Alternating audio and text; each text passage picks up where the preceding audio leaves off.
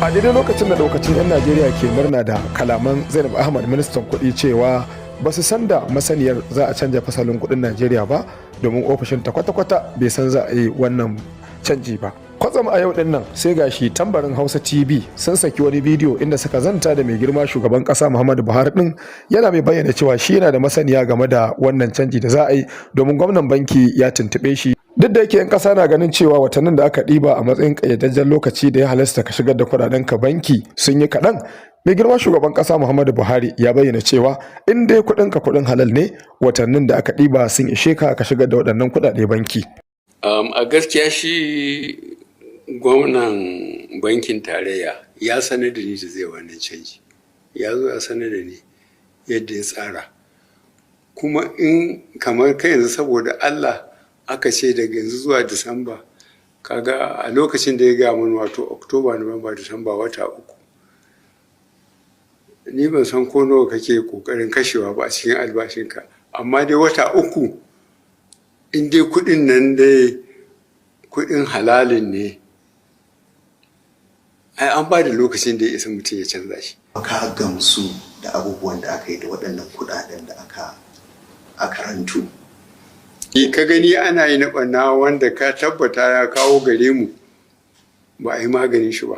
Ga shi na yi tambaya ɗazu, za ka ga an kamo mutum ya yi kaza za a nuna shi a ce an kai shi gaban alkali da menene, daga nan ba za a sake jin abin da aka yi ba. Ku kasance da tashar Tambarin Hausa a ranar Laraba da misalin karfe 10:30 na dare domin ganin cikakkiyar tattaunawar da aka da shugaban ƙasa Muhammadu Buhari akan muhimman al'amuran da suka shafi Najeriya tare da Malam Halilu Ahmad Gitso da Kamaluddin Sani Shawai. To fa wace amsa mai girma shugaban ƙasa Muhammadu Buhari ya bada game da wannan tambayar da aka yi masa? Ba su bari an ji amsar ba, da haka za mu kasance da wannan tasha ranar Laraba kamar da suka faɗi domin mu ji wace amsa ya bada game da yadda aka tambaye shi cewar akan yi laifi a Najeriya a kama mai laifi irin su kisan kai, karshe ba za ka ji yadda aka yi da wannan mai laifin ba. Hakika kowa zai so ya ji wannan amsa din domin ma iya cewa wannan shine babban abin da ya fi damun mutane a Najeriya, rashin zartar da hukunci. Da wani abu da ake lissafa a cikin matsalolin Najeriya bai kai rashin zartar da hukunci ba, domin shine asalin kowane bala'i a Najeriya. Shine dalilin lalacewar masu mulki, shine dalilin lalacewar waɗanda ake mulka. Duk wanda ya san ba za a masa hukunci ba, talakan ƙasa ne ko jagora ne, to fa zai ci karansa ba babbaka, zai yi abin da ya ga dama. To amma abin da mai girma shugaban ƙasa Muhammadu Buhari ambata cewa in dai kuɗin ka ba kuɗin sata bane, in dai naka ne na halal ne, to ai ba da za a ce wata uku ya maka kaɗan. To wannan yana cikin abin da Sheikh Adam Albanin Gombe ya tattauna a kai, inda malam ɗin ya ba da labarin yadda a wancan mulkin ma shugaban ƙasa lokaci ɗan ƙanƙane ya ɗiba, wanda hakan ya baya ga karyewar mutane da dama. Ba tare ɓata lokaci ba, bari mu sanya muku waɗannan jawabai na Sheikh Muhammad Adam Albanin Gombe saboda suna da matuƙar fa'ida kuma suna da matuƙar munasaba da abin da mai girma shugaban ƙasa Muhammadu Buhari ambata a yanzu, sun zama kamar amsa game da abin da yake ikirari a cikin wannan tattaunawa ɗin. Ko ba haka bane jama'a? Yanzu kuna ga fitina ta maganar canja kuɗin nan ta taso. Allah ya saka wa malam Lawal Abubakar Tirayo, na ga huɗubarsa ta jiya ya yi magana akan wannan matsalar, magana ta ilimi, magana ta sanin ya kamata, wanda duk yanda ya kalla wallahi ya kamata ya tausaya wa al'ummar musulmin ƙasar nan, musamman mutanen arewa. Ajandar shine za a canja kuɗi a cikin wata uku masu zuwa, daga nan zuwa 31 ga watan Januwari za a canja kuɗi. To akwai manya-manyan matsaloli guda biyu dangane da wannan ajandar. Matsala ta farko shine matsala ta tunanin goge ajamanci a jikin kuɗaɗen Najeriya, rubutun ajami. Ina so ku san cewa rubutun nan na ajami da yake jikin naira 100, kaga an sa naira 100, naira 200, naira 500, naira 1000 da ake sakawa da nunun da ya'un da ra'un, naira kenan. Ya'un da ra'un da ya'un a gabansa, naira 100. To ina so ku san wani abu, shi wannan harfan da ake rubutawa ba fa ayar alkur'ani bane, ba kuma hadisin annabi Muhammadu bane sallallahu alaihi wasallama. Don haka dan ka taka shi ma ba wani laifi kai da za a hukunta ka ba a musulunci, dan ba ayar Qur'ani ba, harafi ne, nunun, kafun kaza, kamar dai magana ce da wani yare ka faɗe ta. Ina fata ana fahimta.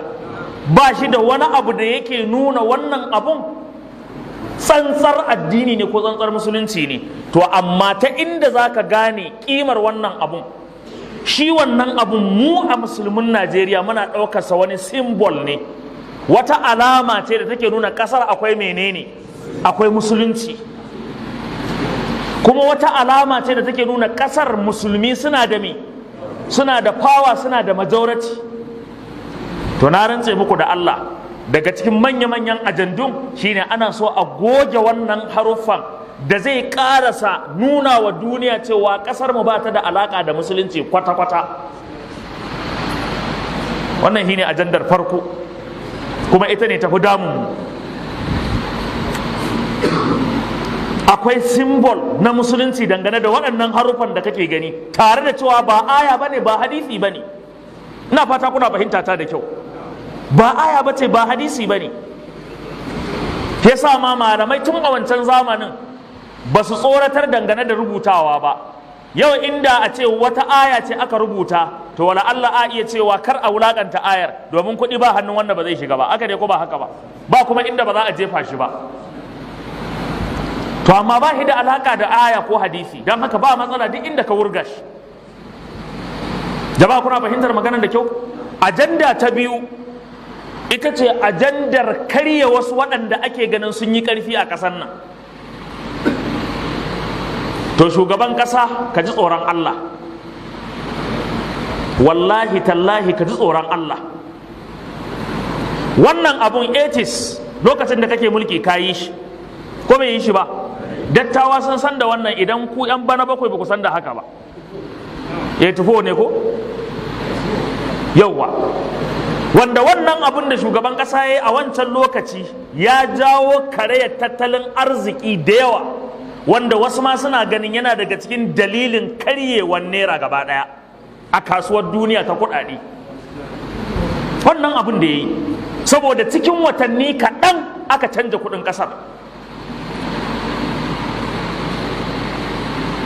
Kuma an yi ne da nufin cewa su wane da wane sun tara kuɗi, bari a yi amfani da wannan damar a karya su. Duk yadda za ka ji an ce a ɗauki kuɗi a kai banki, idan ka kai banki in sabbin suka fito, in ka je cirewa sabbin za a baka.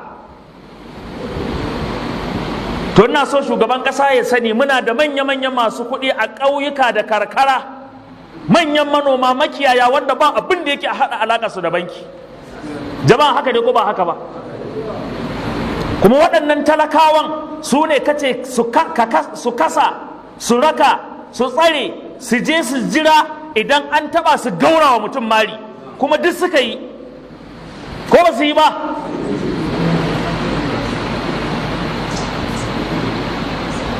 Kuma yanzu ya zamanto wannan shine sakamakon da zaka sauka daga kan mulki a kan shi. Malamai kowa magana yake, kana hawa social media kana ganin kowa yana magana, saboda abin akwai dasisa da makirci a ciki. Amma sai wanda ya san me yake gane makircin da ke cikin wannan abu.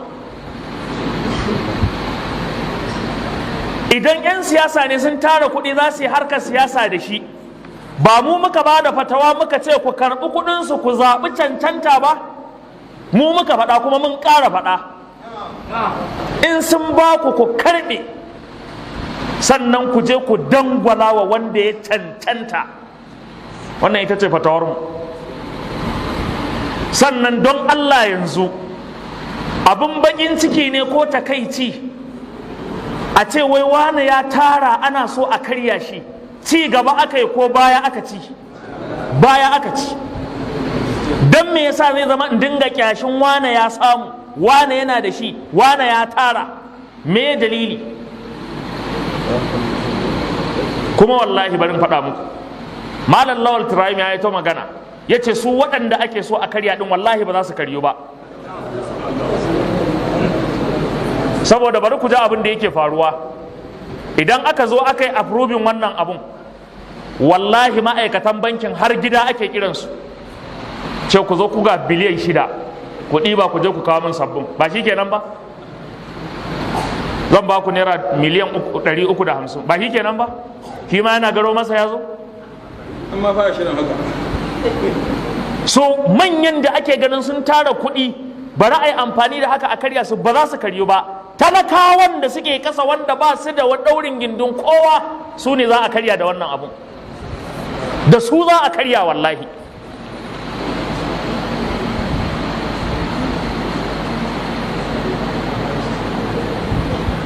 Saboda haka shugaban ƙasa ka ji tsoron Allah, malamanmu suna ta kira akan a yi hankali da wannan abin da ake so za a yi. A yi hankali, akwai makirci a ciki, akwai dasisa a ciki. Kada ka tafi ka bar mana abin da ba za mu manta da kai ba a kansa, kuma abu mummuna.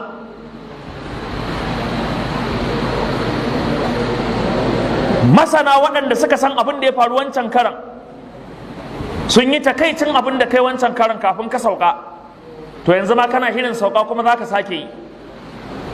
Sannan abu na gaba a ƙarƙashin wannan, yanzu don Allah jama'a, idan wannan masana suna ganin cewa zai iya to fa duk wannan babatu da malamai da sauran talakawan ƙasa ke yi game da jan hankalin hukuma akan ta janye, shi fa shugaban ƙasa Muhammadu Buhari a nasa kalaman no retreat no surrender, babu alamun zai juya da baya.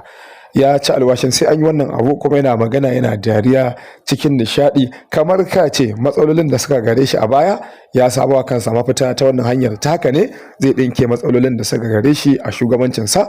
Wala Allah yana ganin cewa ta haka ne zai nema kansa farin jini a wajen talakawa daga baya, ko da ku a ce yanzu suna ganin hakan bai musu daidai ba. Duk da yake an yi abubuwa da yawa tun da ya hau mulki, ake jarraba abubuwa, ana ganin cewa karshen zai zo da wani romo, amma kuma karshe yake zuwa da sakamako mara kyau.